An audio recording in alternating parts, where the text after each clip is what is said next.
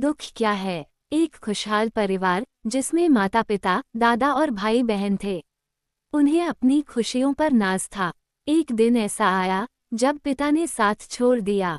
अपने बेटे के चले जाने से दादाजी को बेहद अफसोस था, पर उन्होंने अपनी बहू और पोते पोती के भविष्य को पहला स्थान दिया और अपने गमों को छोड़कर नई राह पर चलने का जज्बा अपने घरवालों को दिया।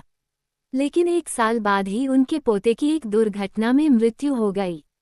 ये वक्त बहुत गंभीर था, पर इस वक्त में भी दादाजी और उनकी बहू ने संयम से काम लिया। घर की बेटी की ओर ध्यान देते हुए आगे बढ़े।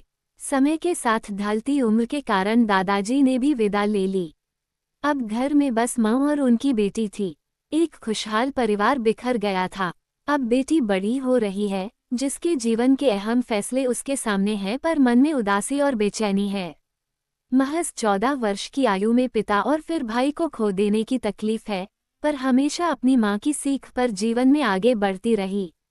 हमेशा एक हंसता हुआ चेहरा लिए ही उसने अपने जीवन को गले लगा रखा था। एक दिन अकेलेपन के बांध टूट गए और उसने भरी हुई आंखों से अपनी माँ से पूछा, माँ, आप हमेशा कहती हो कि हमारी जिंदगी बहुत अच्छी है, दुनिया में बहुत तकलीफ है, पर हमारे साथ ईश्वर हैं, लेकिन मुझे तो यह नहीं लगता।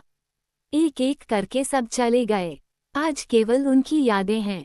तब माँ ने उसे जवाब दिया, बेटा, मैं मानती हूँ तूने बहुत कम उम्र में अपने पिता और भाई को खो दिया, तुझे उनकी कमी महसूस होती है।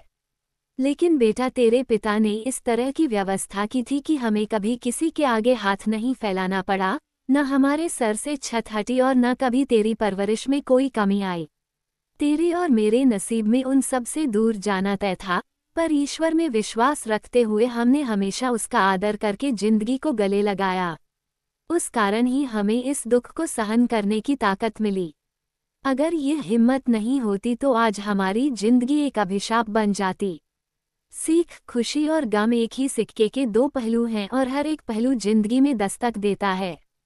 बस व्यक्ति को गम को बड़ा नहीं, बल्कि छोटा करके देखना चाहिए। ऐसी और कहानी के लिए लाइक एंड सब्सक्राइब।